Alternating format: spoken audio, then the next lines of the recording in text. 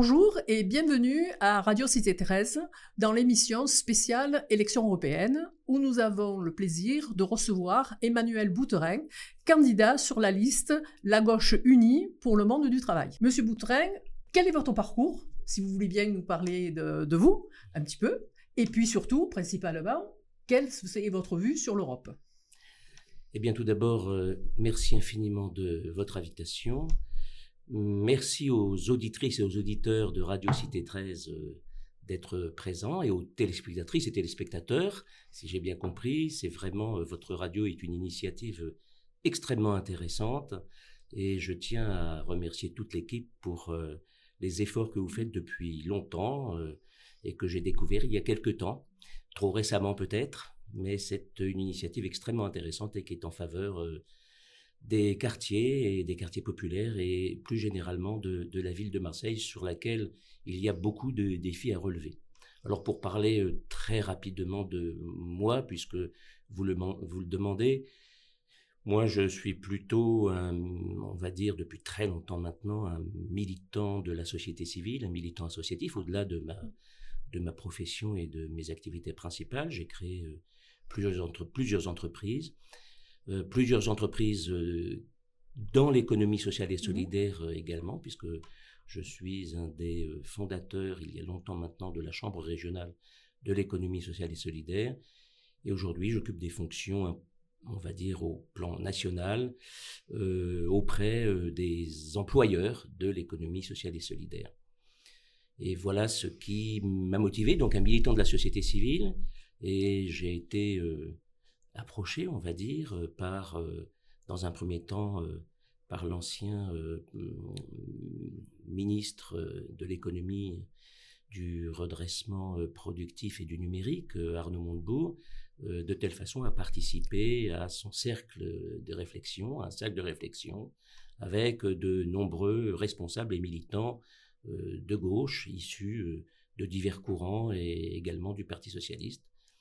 Et de fil en aiguille, eh bien écoutez, je me suis retrouvé pas tout seul, bien sûr, avec 80 autres personnes dans une liste qui est finalement plus une équipe qu'une liste, et c'est ça qui est intéressant, qui est une dynamique, on va dire, dans le cadre de cette bataille, parce que on s'aperçoit que c'est une véritable bataille aujourd'hui, dans le cadre des élections européennes.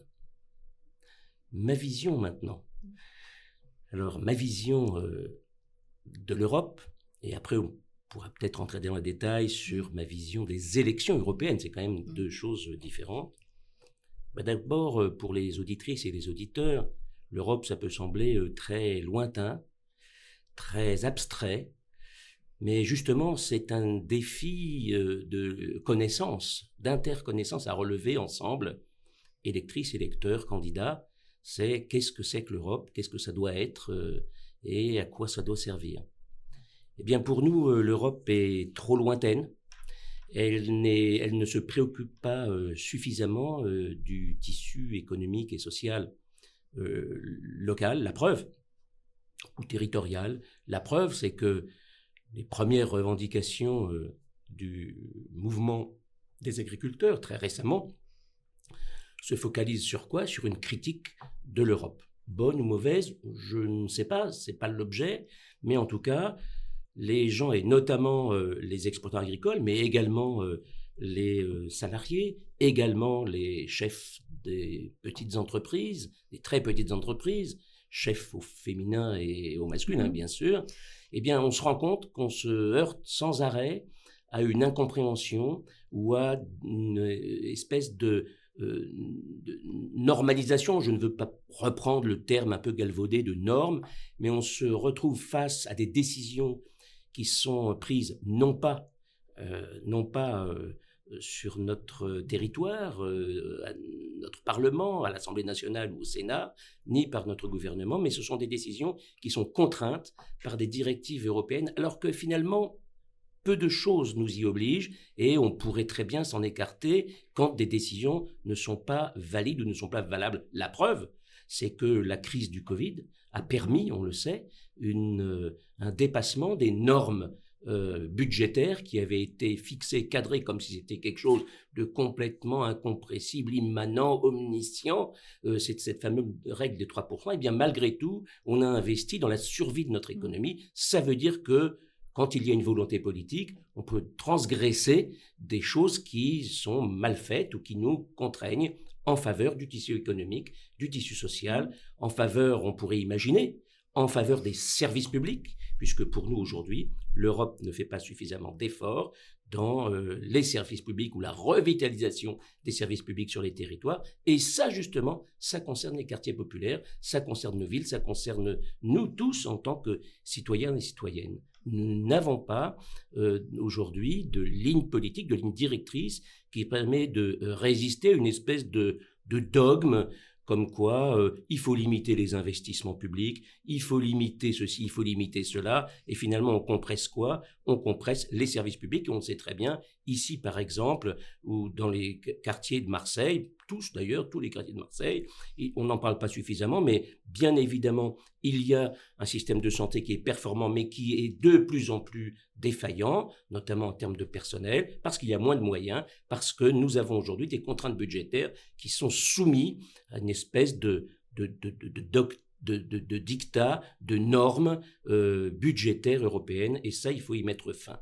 Nous sommes favorables. On pourrait donner un autre exemple, c'est qu'il manque des postes, par exemple, ou des services postaux sur les territoires et dans nos quartiers, et ça, c'est quelque chose d'inadmissible, qui détruit la poste, détruit également toute une vie de quartier, toute une vie de village. Et ça va pas, parce qu'encore une fois, c'est lié à des directives ou un encadrement budgétaire européen. Il faut vraiment résister et s'en affranchir autant que faire se peut. Et nous pensons que nous pouvons nous en affranchir et pour autant ne pas être des espèces d'anti-européens. Il n'est pas question d'être anti-européen. L'union des États européens est quelque chose de très certainement et globalement nécessaire ou satisfaisant, mais pas dans le cadre d'une espèce de supra-constitution ou d'Europe fédérale où nos pays, tous les pays d'ailleurs, mais on va parler du nôtre puisque c'est ça qui nous intéresse. Ce sont des élections qui se déroulent dans tous les pays, mais en France, la circonscription électorale de l'Union européenne, c'est la France, celle qui nous concerne et qui concerne les électrices et les électeurs. Eh bien, écoutez, là, ça nous concerne et nous pensons que, en ce qui nous concerne, on peut transgresser ces restrictions budgétaires, cette austérité qui finit par nous pousser au désespoir, finalement, et qui finit par détruire le tissu économique et social français, le tissu économique et social sur l'ensemble de nos territoires et sur nos quartiers ainsi que nos services publics. Ça, il faut y mettre fin et c'est ce que nous proposons avec la liste dans laquelle je participe. Vous venez d'aborder le problème du déficit. Qui a été dépassé largement par la France et pour lequel on a un endettement extrêmement important.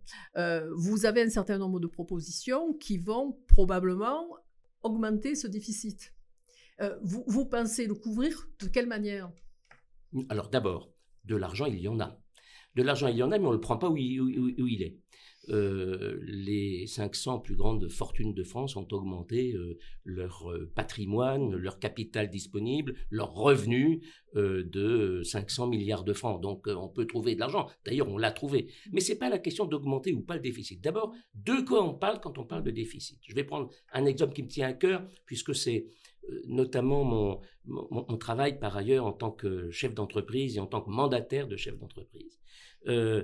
On a aujourd'hui une réforme, on compte dans le déficit finalement, les journalistes comptabilisent dans le déficit l'assurance chômage qui soi-disant serait déficitaire. On sait très bien que c'est faux. L'assurance chômage est bénéficiaire. Vous le savez pertinemment, les auditrices et les éditeurs le savent. Pourtant, on est en train de faire une réforme sur le dos des chômeurs. Pourquoi faire?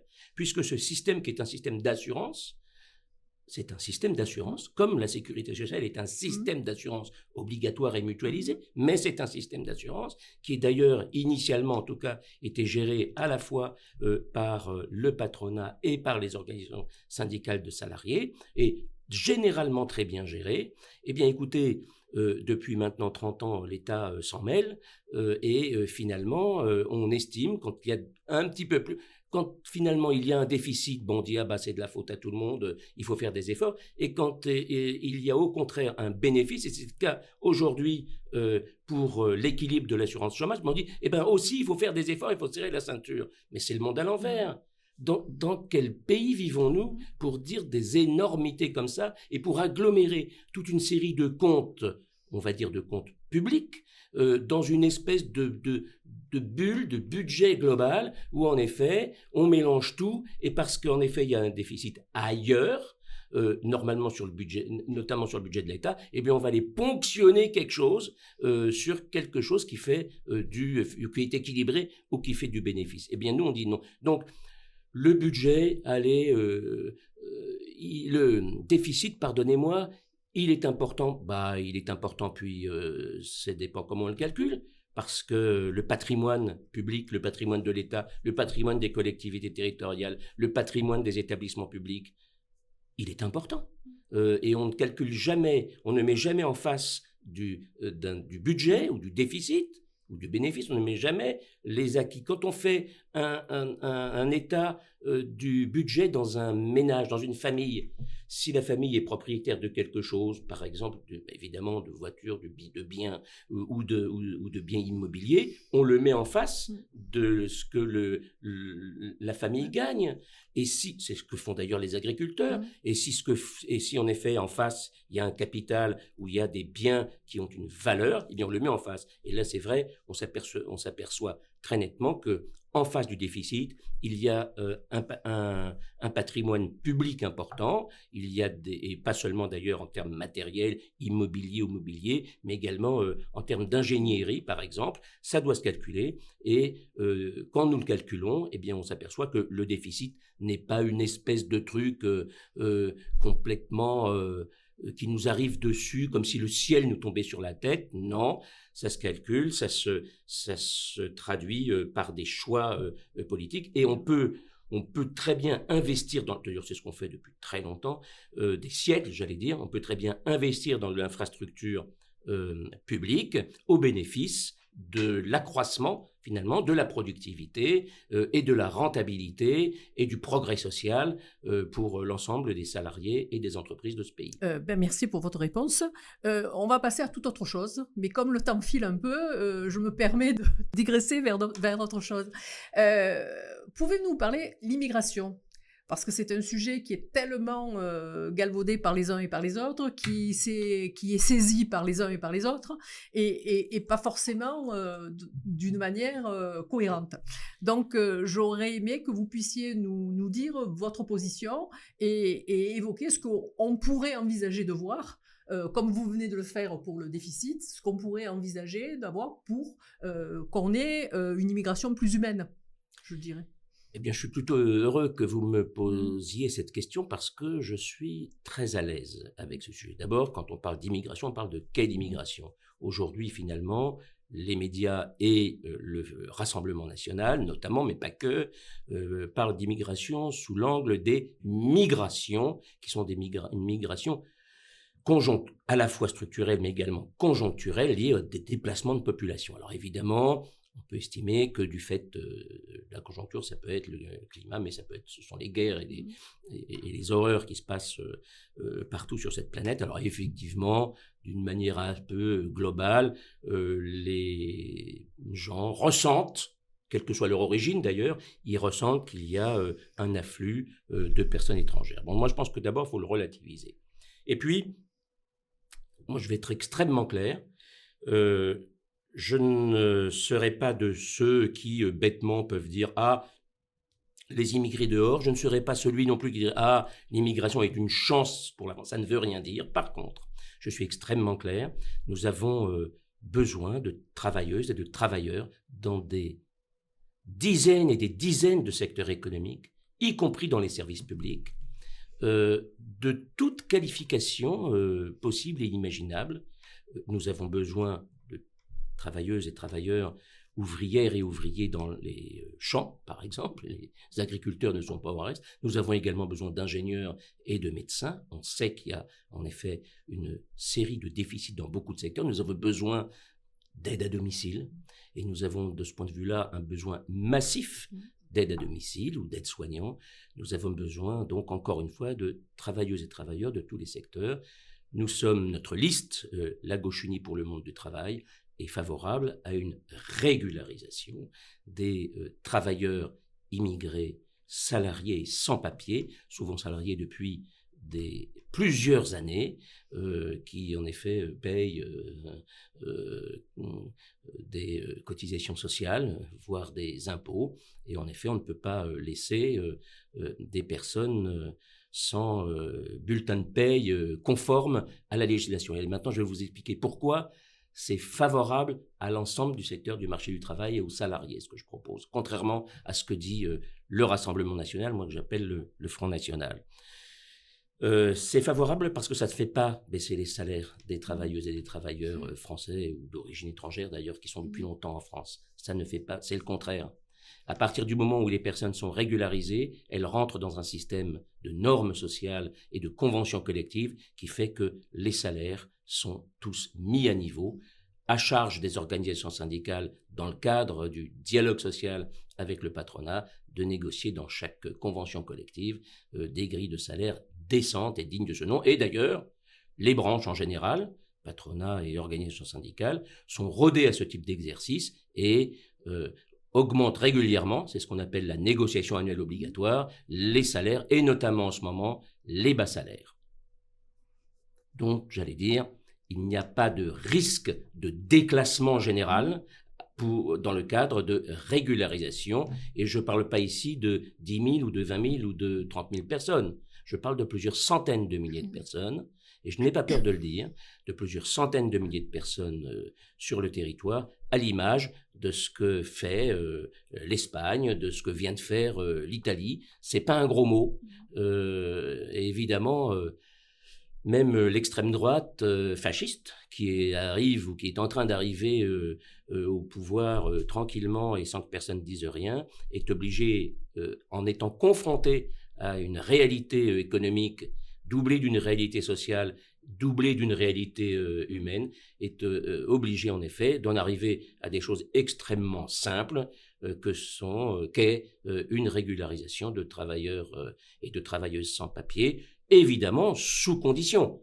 Il n'est pas question de dire à toute la planète « Venez vite, vous allez avoir un bulletin de salaire et un contrat de travail en bonne et due forme ». Les choses se calculent et se font dans des conditions normales. Donc nous sommes tout à fait défavorables. Maintenant, et tout à fait défavorables à ce discours qui est finalement derrière, il ne faut pas se voiler la face, est un discours... de type raciste. C'est un prétexte finalement pour avoir ou ressasser des sentiments profondément racistes, et c'est pas aujourd'hui une nouveauté en France, ça date de bien longtemps, ces sentiments de type raciste. Donc soyons extrêmement clairs, soyons honnêtes avec nous-mêmes, oui, régularisons. La question en revanche des migrants qui souhaitent bénéficier du droit d'asile est un autre problème. C'est un problème distinct, un problème différent, et le Rassemblement national ou d'autres types de partis mélangent les choses pour des raisons que je viens à l'instant d'expliquer, finalement, mélangent tout dans une espèce de gloubi-boulga informe et assez désastreux, mais c'est un autre problème. Là, il y a un problème d'accueil, de traitement de dossiers, éventuellement de réforme du droit d'asile, de telle façon à, si cela est nécessaire, accueillir les gens dans le cadre, les gens qui viennent de loin, dans le cadre d'un dispositif correct, humain, et d'étudier leur dossier de telle façon à savoir si ils ont vocation ou pas, parce qu'il y a des gens qui veulent partir ailleurs, ils ont de la famille partout dans le monde. L'Italie comme la France est juste une zone, juste une étape. Il ne faut pas croire que les gens arrivent comme ça parce qu'ils ont envie d'arriver en France. Non. Donc, regardons les choses correctement, sereinement, et vous verrez que les choses se passeront de manière beaucoup plus sereine un petit peu partout. Eh bien, nous arrivons malheureusement au terme, malgré l'intérêt profond qu'on a pour vos propositions. Nous arrivons malheureusement à la fin de notre émission.